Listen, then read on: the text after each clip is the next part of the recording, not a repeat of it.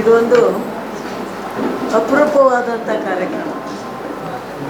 ಸನ್ಮಾನ್ಯ ದೇವೇಗೌಡ ಅಪ್ಪಾಜಿಯವರು ಬಹುಶಃ ಮಹಿಳೆಯರ ಬಗ್ಗೆ ಅವರಿಗಿರ್ತಕ್ಕಂಥ ಕಾಳಜಿ ಹಾಗೂ ನಂಬಿಕೆ ಬಹುಶಃ ನನ್ನ ಬದುಕಿನಲ್ಲಿ ನಾನು ಬಹಳ ವರ್ಷದಿಂದ ಕಂಡುಬಂದಿದ್ದೆ.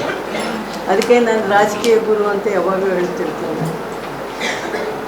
ಅವರು ಮಹಿಳೆಯರು ಯಾರಾದರೂ ಕೆಲಸ ಮಾಡೋರನ್ನ ಕಂಡ್ರೆ, ನಂಬಿಕೆ ಇಟ್ಟುಕೊಂಡು ಪಕ್ಷಕ್ಕಾಗಿ ದುಡಿದವ್ರನ್ನ ಕಂಡ್ರೆ ಅವರಿಗೆ ತಾಯಿ ಸಮಾನವಾದಂಥ ಮನಸ್ಸು ಹಾಗೂ ಅವರು ನಮಗೆ ಕೊಟ್ಟಿರ್ತಕ್ಕಂಥ ಸಹಾಯ ಕೂಡ ನಾವು ಯಾವತ್ತೂ ಮರೆಯೋದಿಲ್ಲ. ಯಾಕಂತಂದರೆ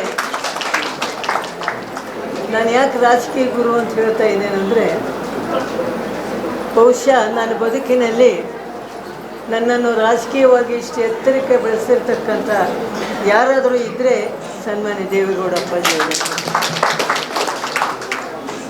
ನಾನು ಬಹಳ ಅದೃಷ್ಟವಂತೆ.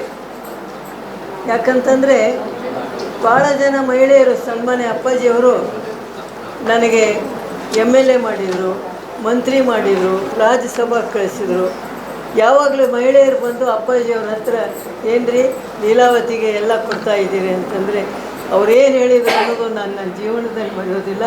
ಲೀಲಾವತಿ ಥರ ನೀವು ಕೆಲಸ ಮಾಡೋದನ್ನು ಕಲೀರಿ ಅಂತ ಹೇಳಿ ಕಳಿಸಿದ್ರು. ನನ್ನ ಮೇಲೆ ಎಷ್ಟೊಂದು ನಂಬಿಕೆ ಅಂತಂದರೆ, ಪ್ರಧಾನಮಂತ್ರಿ ಆದಾಗ ನಮಗೆ ಈ 33% ರಿಸರ್ವೇಷನ್, ಬಹುಶಃ ಎಲ್ಲ ಕರ್ನಾಟಕದ ಮಹಿಳೆಯರ ಪರವಾಗಿ 33% ರಿಸರ್ವೇಷನ್ ಏನೋ ಆಗಿದ್ದರೆ ಸನ್ಮಾನ್ಯ ಅಪ್ಪಾಜಿ